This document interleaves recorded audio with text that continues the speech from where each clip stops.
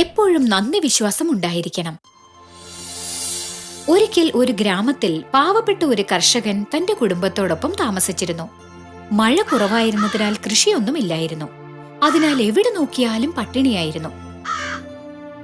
അനവധി ആൾക്കാർ ജീവിക്കാൻ വേണ്ടി മറ്റു ഗ്രാമങ്ങളിലേക്ക് യാത്രയായി. പക്ഷേ തന്റെ പൂർവികർ വാണിരുന്ന ആ സ്ഥലം ഉപേക്ഷിച്ചു പോകാൻ കർഷകന് മനസ്സ് വന്നില്ല. താനും 2 കുട്ടികളും പട്ടിണി കിടന്ന് മരിക്കുമെന്നും അതിനാൽ ഏതെങ്കിലും ഒരു ജോലി അന്വേഷിക്കണമെന്നും അയാളുടെ ഭാര്യ അയാളോട് പറഞ്ഞു. തന്റെ കുടുംബത്തിന്റെ സ്ഥിതി കണക്കിലെടുത്ത് ആ കർഷകൻ പട്ടണത്തിലേക്ക് യാത്ര പുറപ്പെട്ടു. വഴിമധ്യേ അയാൾ ഒരു വലിയ കുഴി കണ്ടു. അതിലൊരു മനുഷ്യനും ഒരു കുരങ്ങനും ഒരു പുലിയും ഒരു പാമ്പും ഉണ്ടായിരുന്നു. അവർ അതിൽ നിന്നും മുകളിലേക്ക് കയറാൻ ബുദ്ധിമുട്ടുകയായിരുന്നു. എല്ലാ മൃഗങ്ങളും മനുഷ്യനും പറഞ്ഞു, ദയവായി ഞങ്ങളെ രക്ഷിക്കണേ. ഇതിനു പകരമായി ഞങ്ങൾ എന്ത് സഹായം വേണമെങ്കിലും ചെയ്യാം. ഞങ്ങൾ എന്നും നന്ദിയുള്ളവരായിരിക്കും. പാവപ്പെട്ട ആ കർഷകന് അവരോട് ദയ തോന്നി. അയാൾക്ക് തോന്നി, ഇവരെ സഹായിക്കുന്നതിൽ എന്താണ് തെറ്റ്? അതുകൊണ്ട് പ്രശ്നമൊന്നുമില്ലല്ലോ. അങ്ങനെ 4 പേരെയും കുഴിയിൽ നിന്ന് കയറ്റി വിട്ടിട്ട് അയാൾ യാത്ര തുടർന്നു. രാവിലെ മുതൽ സന്ധ്യ വരെ അലഞ്ഞു നടന്നിട്ടും അയാൾക്ക് ഒരു ജോലി പോലും കിട്ടിയില്ല. വീട്ടിലേക്ക് തന്നെ മടങ്ങാൻ അയാൾ തീരുമാനിച്ചു. അങ്ങനെ അയാൾ കുഴിക്കരിയിലൂടെ നടന്നപ്പോൾ ചേട്ടാ, ആരോ വിളിച്ചു. ശബ്ദം കേട്ട് അയാൾ ചുറ്റും നോക്കി. മരത്തിനു മുകളിൽ കുരങ്ങനിരിക്കുന്നത് അയാൾ കണ്ടു. അതിന്റെ കയ്യിൽ ധാരാളം മുന്തിരിങ്ങയും ഉണ്ടായിരുന്നു. കർഷകനാണെങ്കിൽ നല്ല വിശപ്പുണ്ടായിരുന്നു. ഇത് മനസ്സിലാക്കിയ കുരങ്ങൻ പറഞ്ഞു, ചേട്ടനെ കണ്ടിട്ട് നല്ല ക്ഷീണമുണ്ടെന്ന് തോന്നുന്നു. ഇത് കഴിച്ച് വിശപ്പ് മാറ്റിക്കോളൂ. അയാൾക്ക് വിശപ്പുണ്ടായിരുന്നെങ്കിലും അല്പനേരം ശങ്കിച്ചു നിന്നു. ശങ്കിച്ചു നിൽക്കണ്ട, എന്നെ നിങ്ങളുടെ സ്നേഹിതനായി കരുതി ഇത് വാങ്ങിച്ചുകൊള്ളൂ, കുരങ്ങൻ പറഞ്ഞു. അയാൾ വയറു നിറയെ അത് കഴിച്ചു. കുരങ്ങനോട് നന്ദി പറഞ്ഞ് അയാൾ വീണ്ടും യാത്രയായി. വഴിയിൽ വെച്ച്, ദയവായി എന്റെ വീട്ടിലേക്ക് വന്നാലും ഞാൻ നിങ്ങളുടെ നിസ്സഹായാവസ്ഥ അറിയുന്നു. എന്റെ കൈവശം ധാരാളം സ്വർണവും രത്നങ്ങളും മുത്തുകളും ഉണ്ട്. നിങ്ങൾക്ക് ആവശ്യമുള്ളത് എടുത്തുകൊള്ളൂ എന്ന് പുലി പറഞ്ഞു. അയാൾ അത് നിരസിച്ചില്ല. ആവശ്യത്തിന് ആഭരണങ്ങൾ എടുത്തുകൊണ്ട് യാത്ര തുടർന്നു. ഈ ആഭരണങ്ങൾ കൊണ്ട് ഞാൻ എന്താണ് ചെയ്യുക?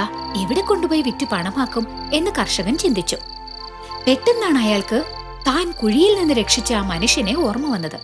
അയാൾ നേരെ ആ മനുഷ്യനെ കാണാൻ ചെന്ന് കാര്യങ്ങൾ വിവരിച്ചു. അയാൾ ഒരു ആഭരണ വ്യാപാരിയായിരുന്നു.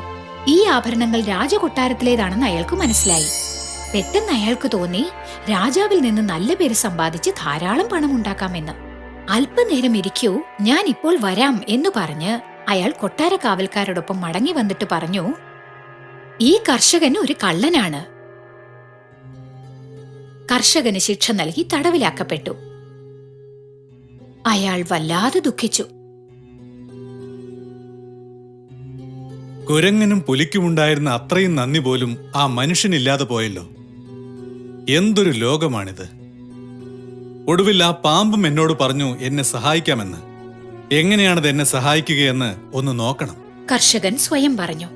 അയാൾ ആത്മാർത്ഥതയോടെ ആ പാമ്പിനെ ഒരു ക്ഷണം മനസ്സിൽ ധ്യാനിച്ചു. അടുത്ത നിമിഷം തന്നെ പാമ്പ് അയാളുടെ മുന്നിൽ പ്രത്യക്ഷപ്പെട്ടു.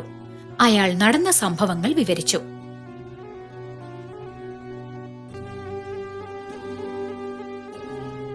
ചേട്ടാ, ഞാൻ പറയുന്നത് ശ്രദ്ധിച്ചു കേൾക്കണം. ഞാൻ പോയി റാണിയുടെ കാലിൽ കൊത്താം. നിങ്ങൾ തൊട്ടാൽ മാത്രം അവർക്ക് ഭേദമാകുന്നത് പോലെ ഒരു സ്ഥിതിയിൽ ഞാൻ കൊണ്ടെത്തിക്കാം. നിങ്ങൾക്ക് അപ്പോൾ സ്വതന്ത്രനാകാം. ഞാൻ വരട്ടെ. പാമ്പ് പറഞ്ഞു. പറഞ്ഞതുപോലെ പാമ്പ് റാണിയെ കൊത്തി. എല്ലാ രാജവൈദ്യന്മാരും ശുശ്രൂഷിച്ചിട്ടും റാണിയെ സുഖപ്പെടുത്താനായില്ല.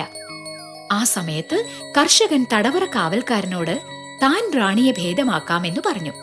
രാജാവ് കർഷകനെ വിളിപ്പിച്ചു. അയാൾ പാമ്പിനെ മനസ്സിൽ ധ്യാനിച്ച് റാണിയുടെ കാലിൽ തലോടി.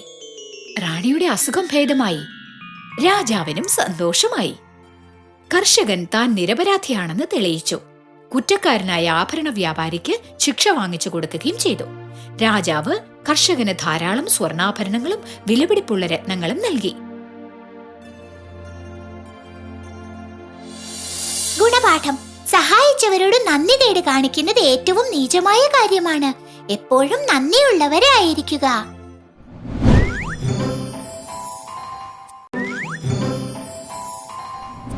നുണ പറയരുത്. പണ്ട് ഒരു മനോഹരമായ ഗ്രാമമുണ്ടായിരുന്നു. അവിടെ ആകാശം മുട്ട വളർന്നിട്ടുള്ള ഇടതൂർന്ന വൃക്ഷങ്ങൾ ഉണ്ടായിരുന്നു. ഹരിതാഭമായ വയലുകൾ നയനമനോഹരങ്ങളായിരുന്നു. ആ ഗ്രാമത്തിൽ ഒരാട്ടിടയനും അയാളുടെ ഭാര്യയും മകനും ജീവിച്ചിരുന്നു. അവർക്ക് സ്വന്തമായി കുറെ ആടുകളും ഉണ്ടായിരുന്നു. ദിവസവും രാവിലെ അയാൾ ആടുകളെ മേച്ചുകൊണ്ട് ഗ്രാമത്തിന് പുറത്തു പോകുമായിരുന്നു. സന്ധ്യ മയങ്ങുമ്പോൾ അവയെയും കൊണ്ട് മടങ്ങി വരും. ഇത് അയാളുടെ ദിനചര്യയായിരുന്നു. പക്ഷേ അയാളുടെ മകനാകട്ടെ ഇതിൽ നിന്നെല്ലാം വിട്ടുനിന്നു. അവന് പരദൂഷണം പറച്ചിലും കളിയാക്കലും നുണ പറയലും ഒക്കെ ഉണ്ടായിരുന്നു. ഒരു ദിവസം ആട്ടിടയൻ തന്റെ മകനെ വിളിച്ചു. മോനെ, ഇങ്ങോട്ട് വന്നേ. എന്താ കാര്യം? വേഗം പറയണം, എനിക്ക് കളിക്കാൻ പോകാനുള്ളതാ. നിനക്ക് പഠിത്തത്തിൽ താല്പര്യമില്ല എങ്കിൽ നിനക്ക് എന്തെങ്കിലും ജോലിക്ക് പൊയ്ക്കൂടെ? അതും ചെയ്യാതെ ഇങ്ങനെ കളിച്ചു നടന്ന് സ്വയം മണ്ടനാവുകയാണോ നീ? അതൊക്കെ പോട്ടെ, എന്തിനാ എന്നെ വിളിച്ചത്? ഞാനൊരു അത്യാവശ്യ കാര്യത്തിന് കുറച്ചകലെ പോവുകയാണ്. 3 ദിവസം കഴിഞ്ഞ് ഞാൻ തിരിച്ചു വരൂ. അതുവരെ ഈ ആട്ടിൻകുട്ടികളെ നന്നായി നോക്കണം. എനിക്ക് വയ്യ, ഞാൻ നോക്കില്ല. അങ്ങനെ പറയരുത് മോനെ, അച്ഛനെ സഹായിക്കണം, അത് നിന്റെ കടമയാണ്. അമ്മ നിർബന്ധിച്ചതുകൊണ്ട് മാത്രം അവൻ അടുത്ത ദിവസം രാവിലെ ആടുകളെ മേയ്ക്കാൻ പോയി. ജോലിക്ക് പോയി ശീലമില്ലാത്തതുകൊണ്ട് അവൻ ഇരുന്ന് മുഷിയാൻ തുടങ്ങി. ആടുകൾ കുറച്ചകലെയായി പുല്ലുമേഞ്ഞുകൊണ്ടിരുന്നു. അങ്ങകലെ കർഷകർ വയലിൽ ഞാറ് നടുന്നുണ്ടായിരുന്നു. അവരുടെ ശ്രദ്ധ തിരിക്കാനായി അവൻ ഉച്ചത്തിൽ പറഞ്ഞു, സഹായിക്കണേ, പുലി, പുലി! അവന്റെ ശബ്ദം കേട്ട് കർഷകരെല്ലാവരും കയ്യിൽ വലിയ മരക്കഷ്ണങ്ങളും എടുത്തുകൊണ്ട് ഓടിയെത്തി. എവിടെ എവിടെ പുലി എവിടെ എന്നവർ ചോദിച്ചു.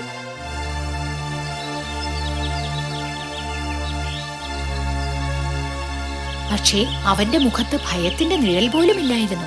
എന്നോട് സംസാരിക്കാൻ ഇവിടെ ആരുമില്ല, അതുകൊണ്ടാ എല്ലാരും ഇങ്ങോട്ട് വരുത്താനായി ഞാൻ നിലവിളിച്ചത്. ഞങ്ങൾക്ക് എന്താ ജോലിയില്ലെന്ന് വിചാരിച്ചോ? നീ ഇങ്ങനെ കളിപ്പിച്ചുകൊണ്ട് ഞങ്ങളുടെ സമയം പാഴായി.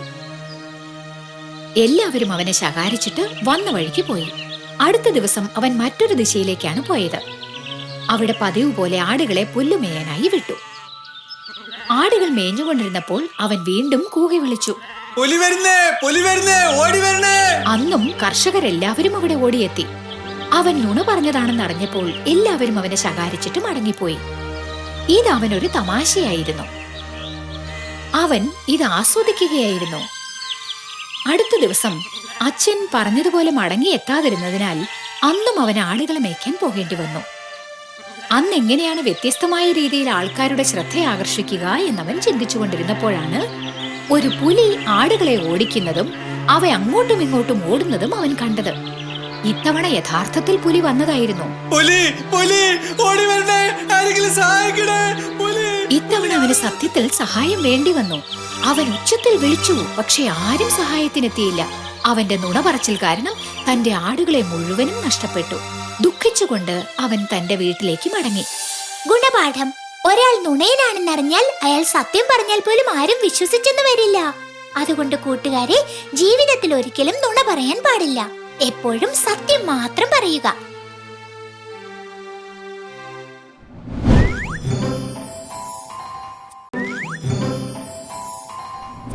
സത്യം ഒരിക്കലും മരിക്കില്ല.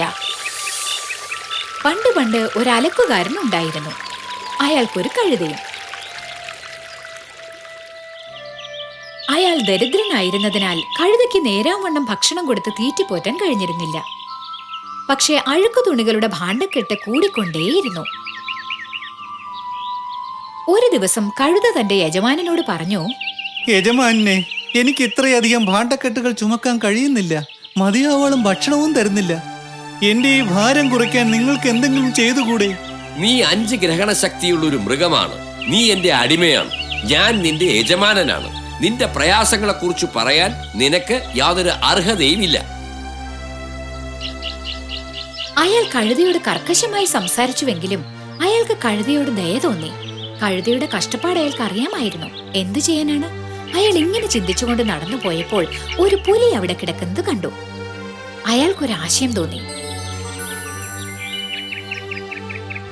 അയാൾ പുലിയുടെ തോലുകൊണ്ട് കഴുതയെ പൊതിഞ്ഞു. അങ്ങനെ കഴുതയ്ക്ക് പുലിയുടെ രൂപമായി. കഴുതേ, നീ കുറെ നാളുകളായി എന്നോടൊരു സഹായം ചോദിച്ചുകൊണ്ടിരുന്നില്ലേ? അങ്ങ് പറഞ്ഞത് എന്താണെന്ന് എനിക്ക് മനസ്സിലായില്ല യജമാനെ. നിനക്കൊന്നും മനസ്സിലാവില്ല. അടുത്തുള്ള വയലിലേക്ക് പൊയ്ക്കോ. ഇഷ്ടം പോലെ അവിടെ നിന്ന് നിനക്ക് തിന്നാം. യജമാനെ, ഈ ആശയം കൊള്ളാം. പക്ഷെ എനിക്ക് എന്തെങ്കിലും സംഭവിച്ചാലോ? ആപത്ത് എല്ലായിടത്തുമുണ്ട്. എല്ലാറ്റിനും പേടിച്ചുകൊണ്ടിരുന്നാൽ നിനക്ക് ജീവിക്കാൻ പറ്റില്ല. അയാൾ കഴുതയെ പറഞ്ഞു മനസ്സിലാക്കി അവിടുന്ന് അയച്ചു. പുലിത്തോൽ അണിഞ്ഞ കഴുത നെൽവയലുകളിൽ കയറി മുഴുവനും തിന്നു തീർത്തു. ഇങ്ങനെ ദിവസങ്ങൾ കടന്നുപോയി.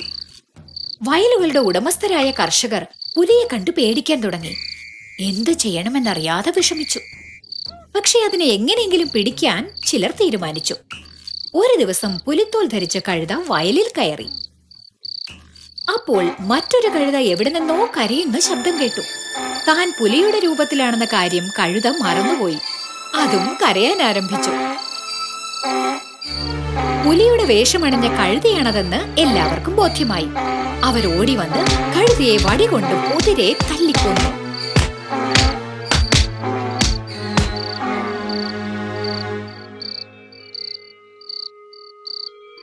രാത്രിയായിട്ടും കഴുത മടങ്ങി വരാത്തപ്പോൾ കഴുതയെ അന്വേഷിച്ച് അലക്കുകാരൻ പുറപ്പെട്ടു. ചത്തുകിടക്കുന്ന തന്റെ കഴുതയെ കണ്ടപ്പോൾ അയാൾക്ക് കാര്യം പിടികിട്ടി. ആ കഴുത തന്റേതാണെന്ന് പറഞ്ഞാൽ തനിക്കും അതേ ഫലമാണ് ഉണ്ടാവുക എന്നറിഞ്ഞ് അയാൾ വീട്ടിലേക്ക് മടങ്ങി. ഗുണപാഠം: ചൊട്ടയിലെ ശീലം ചുടല വരെ. മറ്റുള്ളവരെ കബളിപ്പിക്കാൻ എത്രയൊക്കെ ശ്രമിച്ചാലും ഒരു ദിവസം തനി നിറം പുറത്തറിയും.